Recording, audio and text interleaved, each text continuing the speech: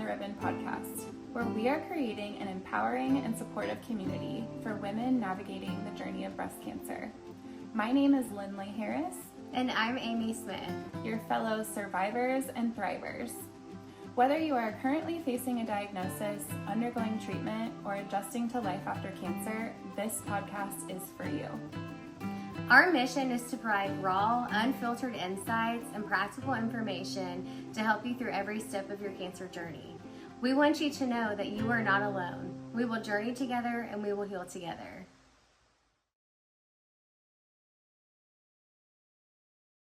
So today we're going to dive into the reason why we're starting this podcast. You and I both had very personal experiences with breast cancer, and we want to share that with other women and you know, allow them to see the ups and downs that we face, the outcomes, all the challenges that we face that have brought us here to this couch to feel like it's necessary to share our story. Yeah. I myself was diagnosed when I was 29, which is very young, as anyone would understand. I'm married. We have 2 children. My daughter is 7 now. She was a year old. She was actually a year and 1 week old when I found out I had cancer. And then my son, who is 10 now, which is crazy, he was 3 years old when I found out I had cancer. And through that journey as a young woman trying to navigate motherhood and a career and, you know, being a wife and having a home, a functioning home, there were so many challenges that I went through that I just wish I would have had an outlet to go to find somebody that was going through something similar to myself. And I didn't have that at that time. Now, obviously, the internet is different. It's not as it is now. I feel like everyone is sharing anything and everything possible, which is a blessing. I know that social media gets a negative, a negative But at our connotation to time, it. there were not many advocating. No, and I think you go to YouTube. Yes. You go to YouTube and it's like, if somebody was willing to record themselves and edit that information, whatever they wanted to share, I mean, that takes a lot of time too.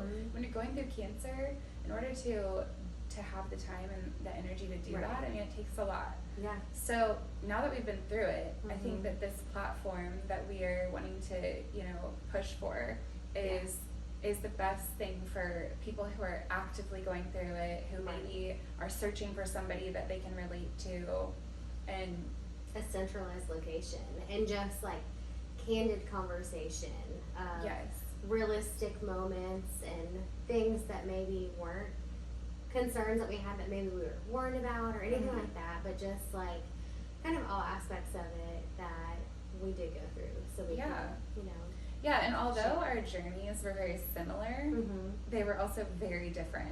So to dive into that, I mean, I have so much that I want to know and learn from you. Same.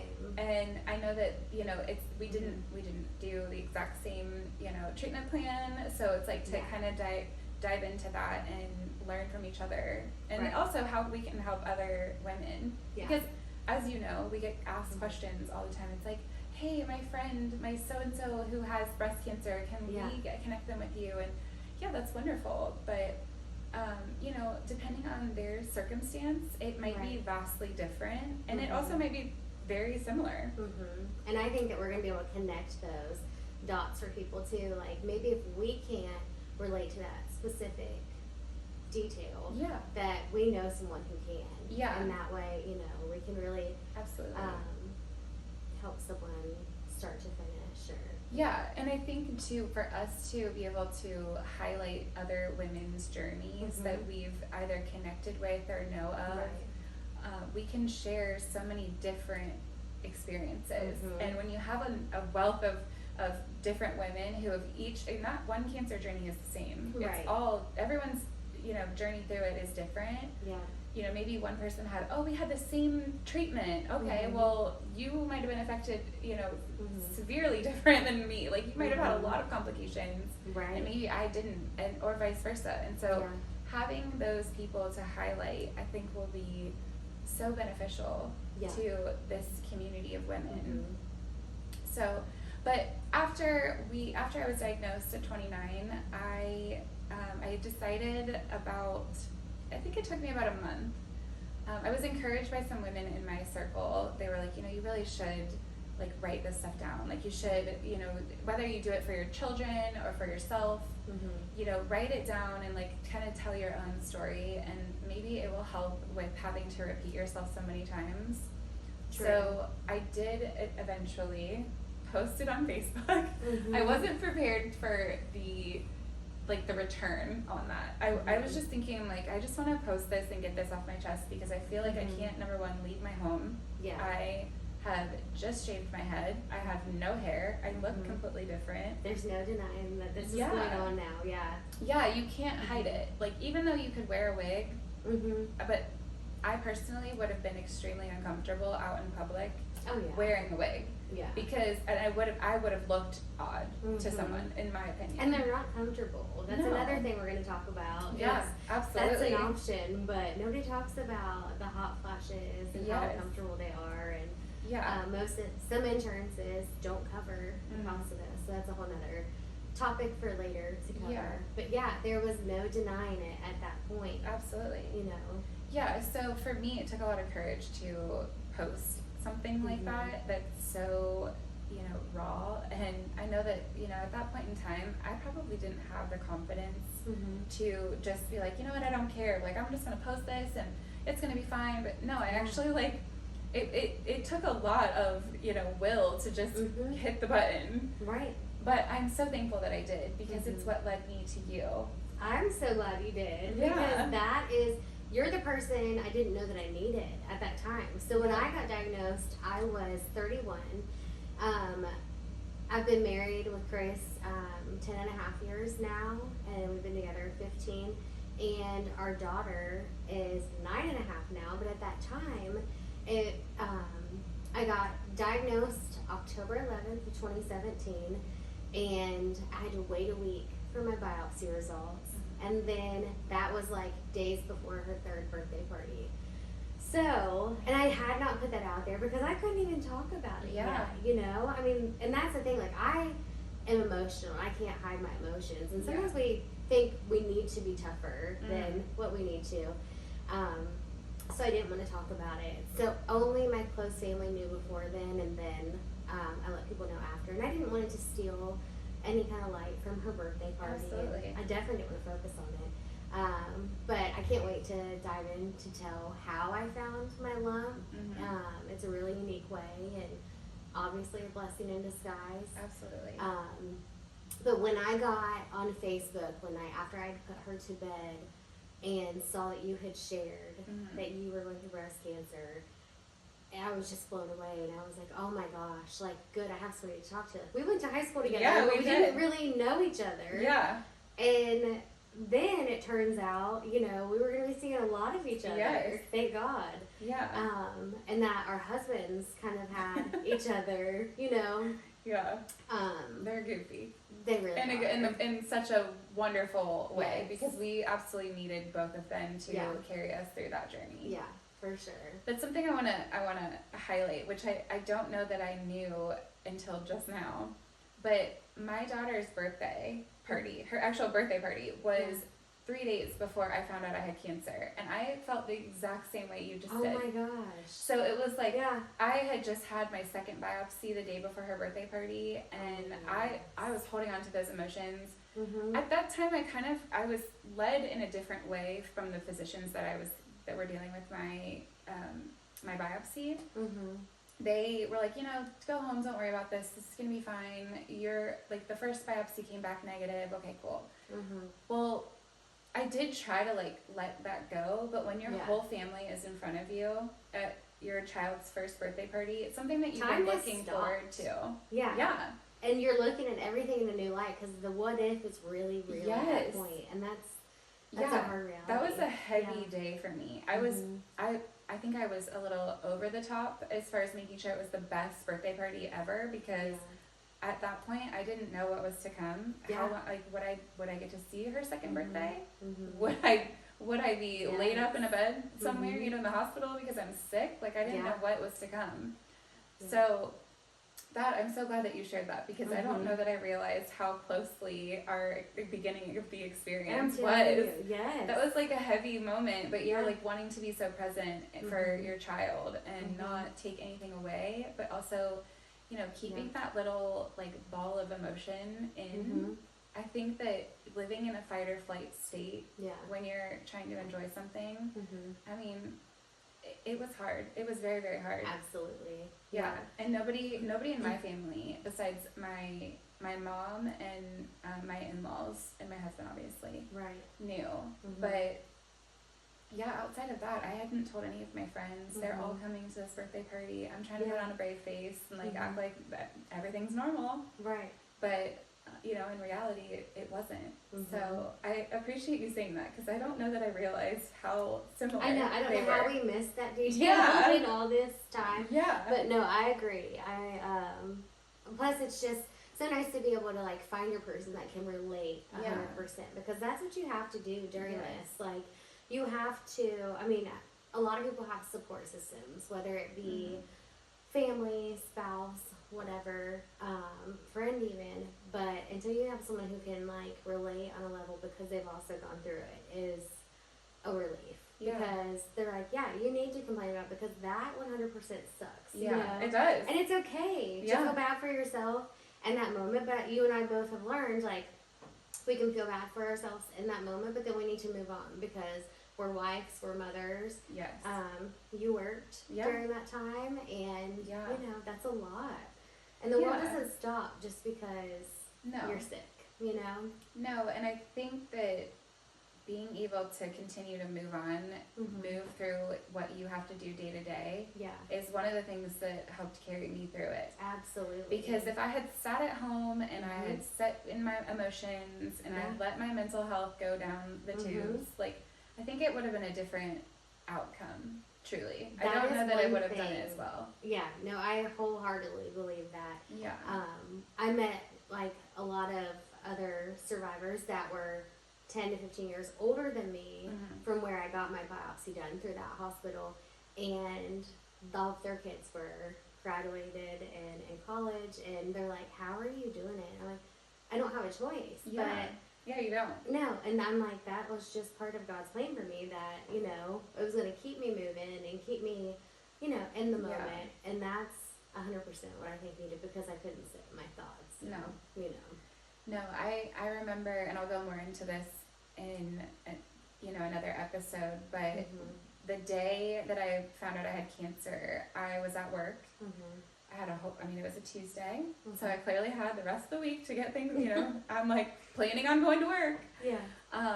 I remember leaving work that day after I found out, and then, it was just like after kind of you tell your inner circle, it's like, okay, we got dinner, we got kids to bathe and clean, all the things, and it was just like getting back into what I would normally do.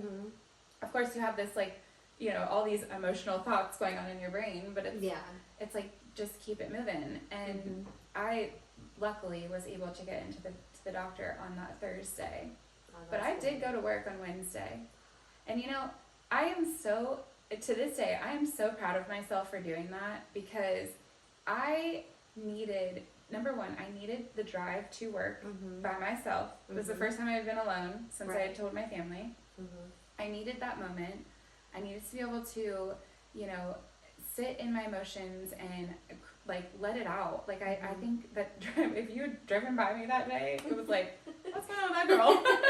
Like, is she okay? Right. But the good thing about it was once I got to work and I kind of like got myself together, I walked into my office, and everyone was kind of surprised to see me, but it was like it was almost refreshing for me to be there, because it felt normal. Yeah. It didn't feel like my life was spiraling. It felt like that was what I was supposed to be doing. Right. And I had control over that. Now, moving forward from that moment, it wasn't up to me. It was up to whatever that physician told me was what we were going to be doing. And I just kind of let God, lead the way from there. But having that day where I felt like I was in control, I'm very thankful that I made the decision to just live that day as a regular person, doing the regular things that we've all taken for granted, that I so appreciated. I appreciated that day so much more because I knew it wasn't always going to be like that. Right. I felt like I looked the same. I felt like I could accomplish the things that I needed to accomplish. There was a job to be done. Like, you know, it couldn't have gone without you. As good as it normally would. And the one word you said, and it is huge for me, is control. Yeah. Trying to have control during cancer treatment, that is an episode that we will cover. It is. Because absolutely. You feel, and I always refer to it as, you feel like you're on this roller coaster that you cannot get off of. Yeah. We're like, or this whirlwind around you, like nothing is slowing down, and you just wish things would just settle for just a minute, and they don't. And I think anything like traumatic in your life that does happen, but trying to feel like you have some type of control or a choice is really hard. And that was also in part of that day for you. You had the choice to do, you know, cancer didn't dictate what Wednesday was going to be like for you. No, so, I just did it anyways. And as much as the control factor of the whole thing is a huge challenge, especially when you're a type A person where you're like, you know, I have control over all the little things that happen throughout my day, and then all of a sudden you're like, well, what do I do? How do I control? Like, you don't, you can't make any of the decisions. You can't, you know, you don't get to write the book from here. Someone else is in the driver's seat. You have to sit in the passenger seat and that's and one go with thing it. that, also, not to go too in depth, but that's when I learned, like, I'm not in control. It was all laid out before me, and this is part of his plan, and that's where, you know, things started to shift for me religiously, and I'm grateful for that. So, same. Absolutely. Yeah, we'll definitely dive deeper into it as we go through, you know, our own personal journeys and talk about that, because, you know, the big thing for me, there's something that I want the people who join this community, I want them to see that, you know, we have been through something traumatic, and the way that we were able to handle it, I know that there's a better way for women who are actively going through it now or still going through it. And so, you know, like I said, that drive to work, that was my time. Now, like I said, I had a 1-year-old and a 3-year-old to go home to every day. I had a responsibility aside from cancer. It didn't matter how sick or gross I felt. I had to still be mom, and I made that very clear at the beginning of the whole thing. Is like, I don't care what this does to me. I'm gonna still be mom when I get home. But because I felt so strongly about that, I remember being in the car, and it was like, okay, I'm in the car by myself. There's no one. I don't have to answer my phone. I don't have to answer the text messages. I can just listen to whatever I want to listen to. I can, you know, talk to God if I feel like I need to. I can do whatever it is that I need for that, you know, 30 to 45 minutes that I'm in the car at the beginning of the day and at the end of the day. But when I get out of the car, when I am at home, I am mom, and I am happy, and I am good to go.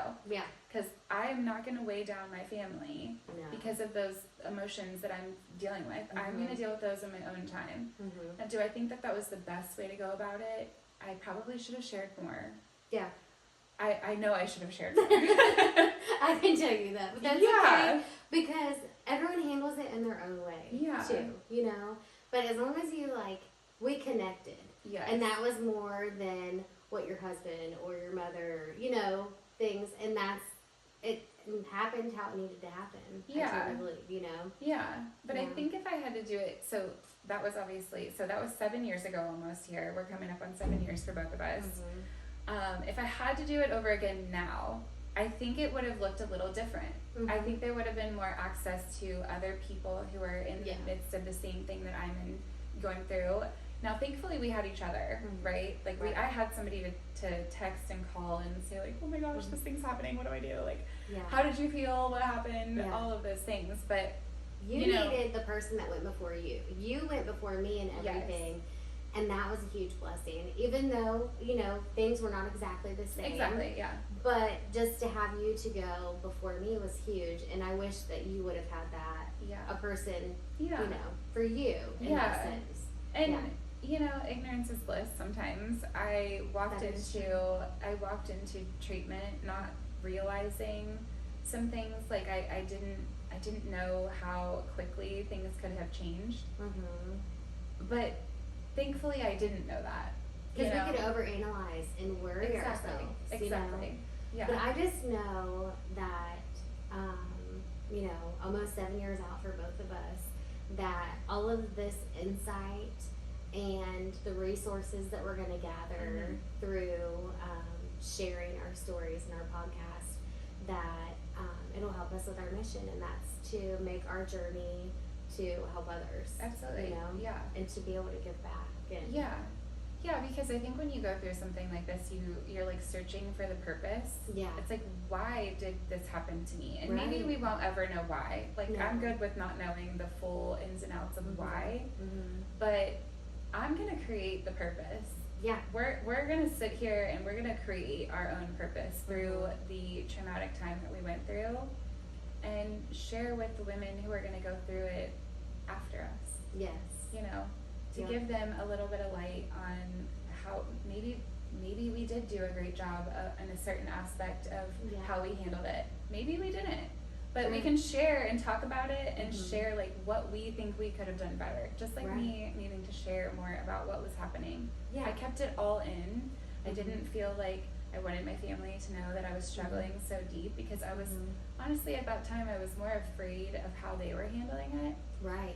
We have to be brave because we want them to be brave. Yeah. So if we show an ounce of like uncertainty or, fear, then, how can they be strong for us if, Exactly. Yeah. So I want the people who join our community to feel like they can be brave and they can talk about what's happening. Right.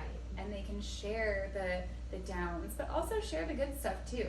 Yes. Because although this is crazy and it's like a whirlwind of a journey, it's like there are beautiful moments throughout the entire thing. You just have to really keep your eyes open and be willing to see that. Right. Because I think that is something that will push you to the next thing, and just keep you moving forward. Absolutely. And I think one of the biggest things is that, our friendship. It's one huge blessing that has come out of that. Absolutely. So I think, that's one amongst lots more to share about. Absolutely. Yeah. Absolutely. Yeah. So, we're going to talk about the moments, everything, like all the things that we went through that changed us and brought us to this point. We'll discuss the impact that cancer has had on us and, how we think we can help other women.